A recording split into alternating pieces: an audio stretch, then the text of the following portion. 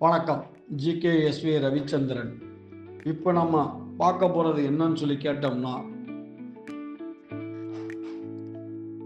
பொதுவாக எல்லாரும் படித்து முடிச்சுட்டு வேலையை தேடுறீங்க. இதுதான் தவறு. படிக்க போகிறதுக்கு முன்னாடியே நமக்கு எந்த வேலை வாய்ப்புக்கு நாம் போகணும் அப்படிங்கிறத நம்ம சூஸ் பண்ணிக்கணும்.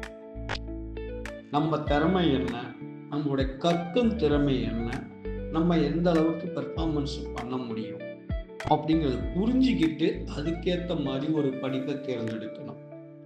அதே மாதிரி படிப்பு அப்படிங்கிறது உங்களுக்கு ஒரு நிலைத்தன்மையை உருவாக்குற படிப்பை தான் நீங்கள் சூஸ் பண்ணணும். உங்களுக்கான பார்கெயின் பவர் அதிகமாக தர்ற கல்வியை தான் நீங்கள் சூஸ் பண்ணணும். புரியுதுங்களா? எப்படி சொல்றேன்னு ஒரு உதாரணம் சொல்றேன் பாருங்க.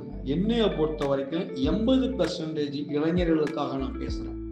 நீங்க அவங்க மற்றவங்க பேசுவாங்க 20% இளைஞர்கள் சும்மா ஒரு பல்பு பக்கத்துல இப்படி கரண்ட பக்கத்துல கொண்டு போனா பத்த வச்சுக்குவோம்.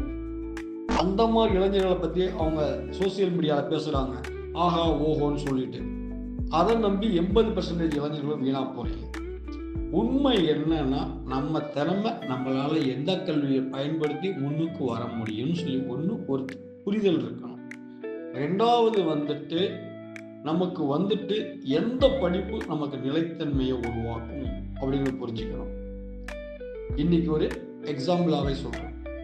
ஒரு டீசல் மெக்கானிக் 75,000 ரூபாய் சம்பளத்திற்கு பத்தாது, எனக்கு இன்னும் சம்பளம் அதிகமா வாங்கி கொடு அப்படின்னு சொல்லிட்டு டிமாண்ட் பண்றாங்க.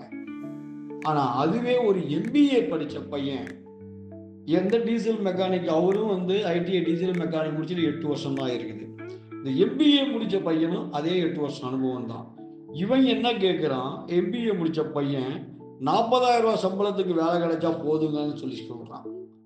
அப்ப எந்த படிப்பு உங்களுக்கு நிலைத்தன்மையும் ஒரு நிலையான வருமானத்தையும் ஒரு வேலை வாய்ப்பு உத்தரவாதமும் தந்துருதுன்னா அந்த படிப்பை நீங்க தேர்ந்தெடுக்கணும். அதுதான் நமக்கு சரியான பாதை, அதுதான் ரைட்ஸ்.